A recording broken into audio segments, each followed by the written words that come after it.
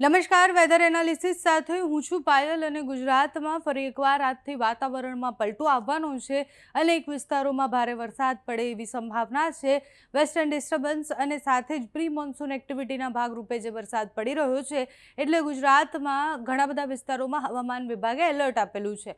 અત્યારની વાત કરીએ તો વહેલી સવારથી દક્ષિણ ગુજરાતના ભાગોમાં તમે જુઓ કે તમને વરસાદ જેવી પરિસ્થિતિ દેખાતી હશે. સુરત, વલસાડ, વાપી, તાપી, ડાંગ, નર્મદા આ બધા વિસ્તારોમાં વરસાદ પડશે. મધ્ય ગુજરાતના ઘણા બધા વિસ્તારોમાં વરસાદ પડે એવી સંભાવના છે. ડેડિયાપાડા, નેત્રંગ આ બધા વિસ્તારમાં વરસાદ પડશે. ભરૂચમાં વરસાદ પડવાની સંભાવના છે. રાજપીપળા સુધી વરસાદ પહોંચે એવી સંભાવના છે. વહેલી સવારની આ સ્થિતિ છે. આજના દિવસમાં અનેક વિસ્તારો એવા છે કે જ્યાં છૂટોછવાયો મધ્યમ વરસાદ પણ પડી શકે છે. દરિયાકાંઠાના વિસ્તારોમાં આગાહી કરવામાં આવી છે કે વરસાદ પડી શકે છે. આપણે જે ચોમાસાની વાત કરતા હતા એ ધીરે ધીરે આગળ વધી રહ્યું છે. અહીંયા એક સિસ્ટમ બની હતી જે ધીરે ધીરે હૈદરાબાદ થઈ અને આગળ વધી રહી છે. એટલે હૈદરાબાદમાં તમે જુઓ કે ત્યાંથી આગળ વધી અને બંગાળની ખાડી તરફ જઈ રહી છે.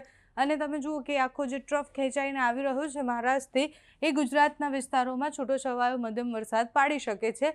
ગાજવીજ સાથે વરસાદ પડવાની સંભાવના છે. અહીંયા એક સિસ્ટમ બનેલી છે બંગાળની ખાડીમાં જે ખૂબ મજબૂત છે. એની અસરો પણ થશે. ધાનબાદની આસપાસ બનેલી એ સિસ્ટમ છે. આગામી 1-2 દિવસ સુધી આ સ્થિતિ રહેવાની છે. એના પછી જેમ જ મહારાષ્ટ્રમાં ચોમાસું પ્રવેશશે, વાતાવરણમાં ફરી એકવાર પલટો આવશે અને ગુજરાતના મોટાભાગના વિસ્તારોમાં વધારે વરસાદ પડશે. જેમાં દરિયાકાંઠાના વિસ્તારથી લઈને આ બાજુ તમે જુઓ કે દક્ષિણ ગુજરાતના ભાગોમાં વરસાદ પડી શકે તેવી સંભાવના છે. 12-13 તારીખ સુધી આ સ્થિતિ રહેવાની છે. 15 તારીખે ચોમાસું ઓફિશિયલી ગુજરાતમાં પ્રવેશે એટલે કે વિધિવત રીતના ગુજરાતમાં પ્રવેશે એવી સંભાવનાઓ છે. એટલે 15 તારીખની આસપાસ પણ છૂટોછવાયો વરસાદ રહે તેવી સંભાવના છે. એની પહેલાં અનેક વિસ્તારોમાં 13 તારીખે પણ જુઓ પ્રી મોન્સૂન એક્ટિવિટીના ભાગરૂપે અનેક વિસ્તારોમાં વધારે વરસાદ પડે તેવી સંભાવના છે.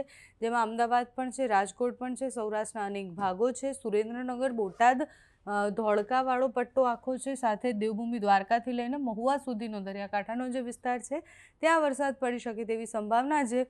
એટલે આગામી 10 તારીખથી લઈ અને 15 તારીખ સુધી 5 દિવસ સુધી ગુજરાતમાં અનેક વિસ્તારોમાં છૂટોછવાયો મધ્યમ વરસાદ પડે તેવી સંભાવના છે. દક્ષિણ ગુજરાત અને મધ્ય ગુજરાતે સાવચેત રહેવાનું છે કારણ કે ત્યાં વરસાદની સંભાવના વધારે છે.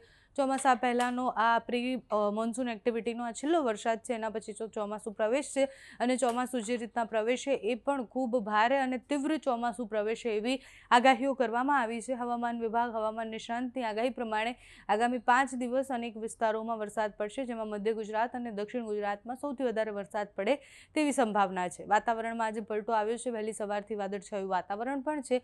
તો તમારે ત્યાં કેવું વાતાવરણ છે અમને કમેન્ટ્સમાં જણાવજો. અત્યારે આ વિડીયોમાં બસ આટલું જ. જો તમે અમને યુટ્યુબ પર જોઈ રહ્યા હોય તો સબસ્ક્રાઈબ કરજો, ફેસબુક પર જોઈ રહ્યા હોય તો ફોલો કરજો, અમારા વિડીયોને લાઈક અને શેર કરજો.